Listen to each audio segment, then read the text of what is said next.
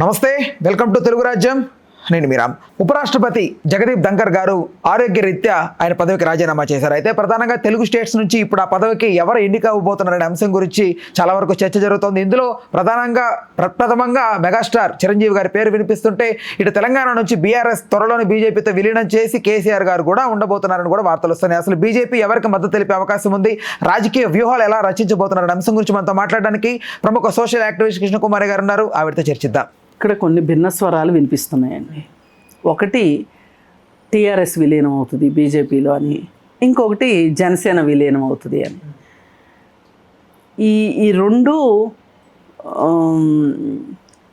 ఈ రెండింటిని సమర్థించే విషయం కాదు. ఎందుకంటే బేసిక్గా ప్రాంతీయ పార్టీల్ని మింగేసే తిమింగలంగా ఆల్రెడీ బీజేపీ పేరు పడిపోయింది. అసలు ప్రాంతీయ పార్టీలని సహించని పరిస్థితి. ఈ ప్రాంతీయ పార్టీలను తొక్కేయడానికి ఇంకొక ప్రాంతీయ పార్టీని అడ్డం పెట్టుకొని ఆ ప్రాంతీయ పార్టీని చంపేసిన తర్వాత ఆ ప్రాంతీయ పార్టీని ఇంకొక ప్రాంతీయ పార్టీతోనో ఇంకో జాతీయ పార్టీతోనో చంపించే కార్యక్రమం చేయటంలో బీజేపీ అందివేసిన చెయ్యి. ఒకప్పుడు చూసుకుంటే తెలంగాణలో తెలుగుదేశాన్ని చంపటానికి కేసీఆర్ చాలా సహాయం చేశాడు. అసలు ఉవ్విళ్ళు ఊరిపోయాడు తెలుగుదేశాన్ని. అయిపోయి ఆ పార్టీ నుంచి వచ్చిన వ్యక్తి అయినా కూడా ఆయన ఆ తర్వాత ఏం చేశాడు, నెక్స్ట్ టీఆర్ఎస్ని చంపడానికి ప్రయత్నాలు చేశాడు. టీఆర్ఎస్ కూడా చాలా వరకు ఇబ్బందులు పడుతున్న టైంలో ఇక జరిగిన ప్రమాదాన్ని తలుచుకుని కేసీఆర్ జాగ్రత్త పడి మళ్ళీ యాంటీ బీజేపీకి వచ్చాడు. అలాగే ఆంధ్రప్రదేశ్లో కూడా అంతే. ఒక తెలుగుదేశం పార్టీని జగన్మోహన్ రెడ్డికి బూచిగా చూపించటం, జగన్మోహన్ రెడ్డిని తెలుగుదేశానికి బూచిగా చూపించటం, ఆ ఇద్దరి మధ్యలో ఫైట్ చేయించటం, దాని వెనకమాల ఒక టర్మ్లోనేమో జగన్మోహన్ రెడ్డి వైపు ఉండటం, ఇంకొక టర్మ్లోనేమో చంద్రబాబు నాయుడు వైపు ఉండటం. ఇదంతా మనం చూస్తూనే ఉన్నాం. ఈ మెలో డ్రామా మొత్తం మనం చూస్తున్నాం. ఈ పరిస్థితుల్లో ఇవాళ ఆ పార్టీని కానీ ఈ పార్టీని కానీ తన పార్టీలో కలిపేసుకోవటానికి ఒక అద్భుతమైన వ్యూహాన్ని పన్నారు. అదేంటి అంటే ఉపరాష్ట్రపతిని రాజీనామా చేయించారు. ఉపరాష్ట్రపతిని రాజీనామా చేయించడం వెనకమాల కూడా వాళ్ళకి వేరే విధేయుడిగా ఉన్నవాడిని కొంచెం నీ సీటుతోటి పనిపడింది బాబు, కాసేపు రెస్ట్ తీసుకొని పక్కకు పంపించుకోకుండా, అలాంటి వాళ్ళని సెలెక్ట్ చేసుకోకుండా వీళ్ళకి కొంచెం కంట్లో నలుసులాగా ఉన్న అతన్ని సెలెక్ట్ చేసుకున్నారు ఉపరాష్ట్రపతి. అతను అసలు వీళ్ళు తొలగించడానికి అది కూడా ఒక రీజను. అంటే వీళ్ళే రాజీనామా చేయమన్నారు.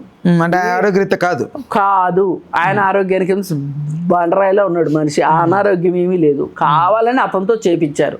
అతనితో రాజీనామా చేయించి ఆ ప్లేస్లో ఇప్పుడు వీళ్ళు అనుకుంటున్న వాళ్ళని ఎవరినో పెట్టాలి అని. ఎవరికో ఇచ్చేటప్పుడు, అంత పెద్ద పదవి ఇచ్చేటప్పుడు, ఇప్పుడు ఇది ఒక బార్టర్ సిస్టమ్ లాగా ఉంది.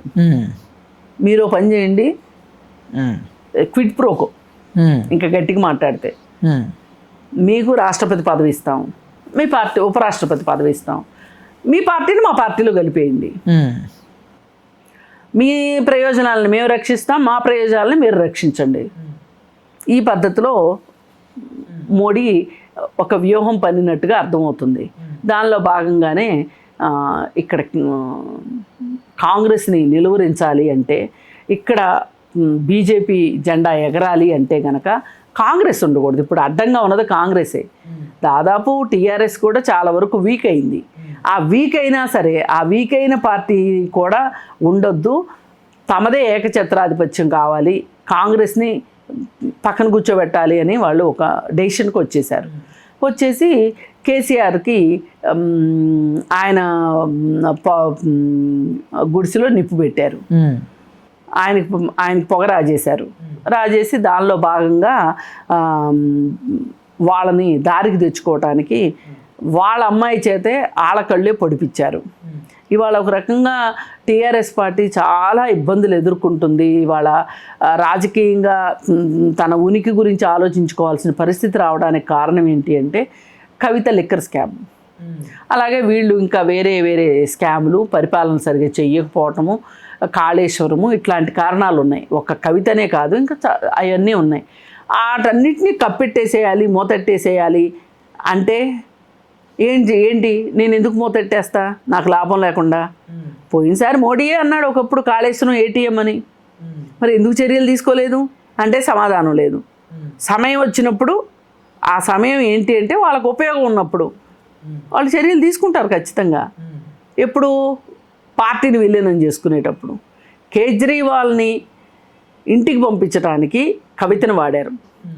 ఇప్పుడు ఈ పార్టీని చేతిలోకి తీసుకొచ్చుకోవటానికి మళ్ళీ ఇప్పుడు వ్యూహం ఏంటి అంటే మీరు పార్టీని కలిపేసేయండి, మీకు సముచితమైన గౌరవం ఇస్తాము, రేపు ఇక్కడ రాష్ట్రంలో అధికారంలోకి వస్తే కూడా మీరు మేము కలిసి రాజ్యం చేద్దాము, మన ఇద్దరు ఉమ్మడి శత్రువు కాంగ్రెస్ కదా అనే ఉద్దేశంతో వాళ్ళ మధ్యలో లాలూచీలు జరుగుతూ ఉన్నాయి.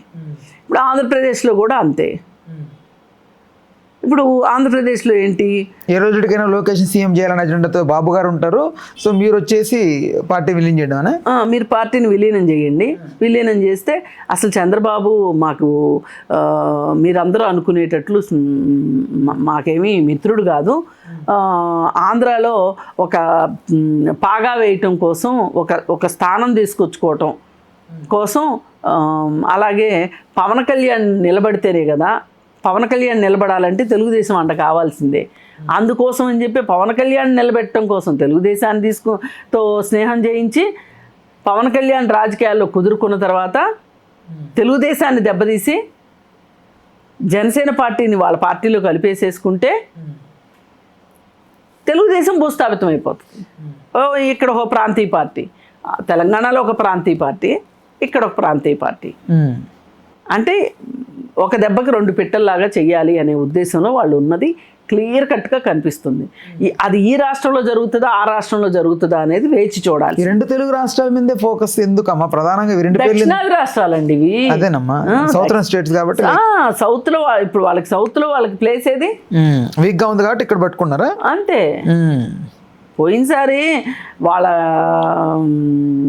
కేంద్ర మంత్రి అన్నాడు కదా, మేము నార్త్లో పోగొట్టుకున్నదంతా సౌత్లో తెచ్చుకుంటాము అని. అట్లాగే వాళ్ళ ఆ ఉద్దేశంతో ఇవాళ ఉపరాష్ట్రపతి పదవిని ఆశ చూపించి, అంటే బండి వెనకమాల పచ్చిగడ్డి కట్టి గుర్రాన్ని పరిగెట్టించినట్టు అనమాట. ఈ ఇద్దరిని పరిగెట్టిస్తున్నారు. ఇప్పుడు ఈ మాటలన్నీ బయటకు వచ్చేసేస్తే ఎవరి కాళ్ళు మేము విలీనం చేస్తామంటే మేము విలీనం చేస్తామంటారు కదా. అది ఏదైనా బీజేపీ తనకు లాభం చేసుకోవటానికి ఈ బేరాలన్నీ పెట్టింది, ఈ మార్కెట్ ఓపెన్ చేసింది అనే సంగతి అందరికీ తెలిసింది. రైట్, ఓకేనమ్మా. కన్క్లూజన్కి వచ్చే ముందు మీ అభిప్రాయం ప్రకారం చిరంజీవి గారు అర్హులేనని భావిస్తున్నారా?